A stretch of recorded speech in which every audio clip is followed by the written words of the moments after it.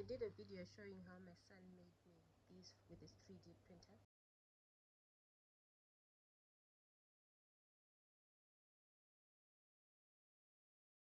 I have done 2 designs so far, one using this and painted, and today I'm going to use this without painting and I'll show you what it looks like. So I already have my sourdough dough. It was in the fridge for a few hours. I left it to rise overnight. So now I'm going to flip it onto my greaseproof paper.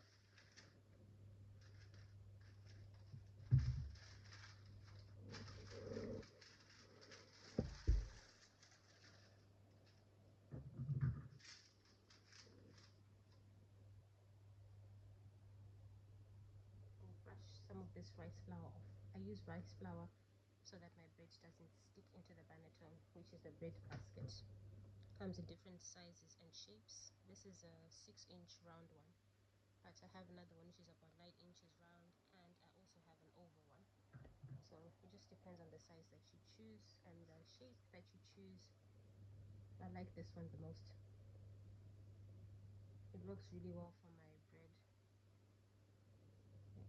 Okay, now I'm going to wet the middle because that's where I want the stencil to go.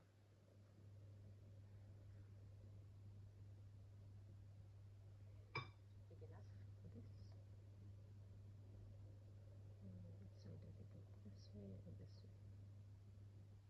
Probably this way. No, even if it's back to front, it's okay.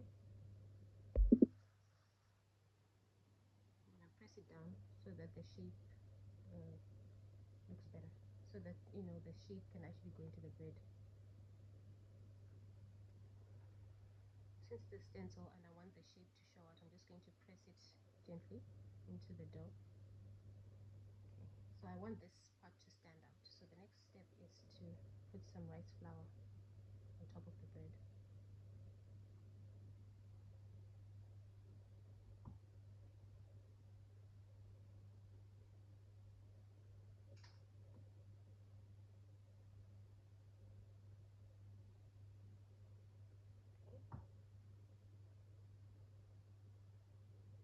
Now I peel it off like that. Okay, so this is the outline. This is how it's supposed to look like. To control how the bread opens up in the oven, I'm going to put a circle. I'm going to score a shape right around the bread. If you've got a turntable, use it. I don't have mine on me, so I'm just going to do this.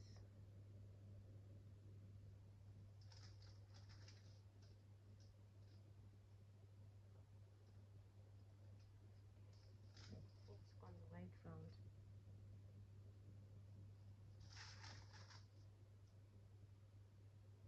And then I'm just going to do a shape here to make it like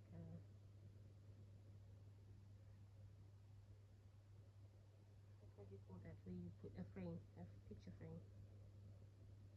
This is not going to be as deeply scored as the main scoring, just a little bit like that. Then I'm going to put this in my enamel roaster. I bake all my bread in an enamel roaster. Put this to the side.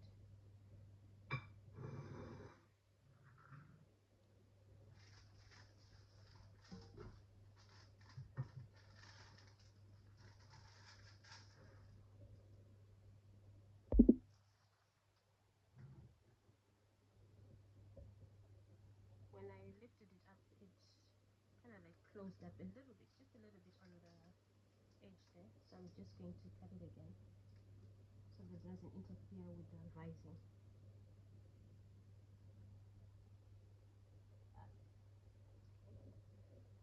Now this is going in the oven, 200 degrees Celsius for about 45 to 50 minutes.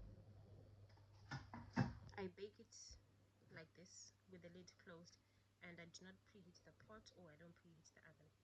I just bake directly in there.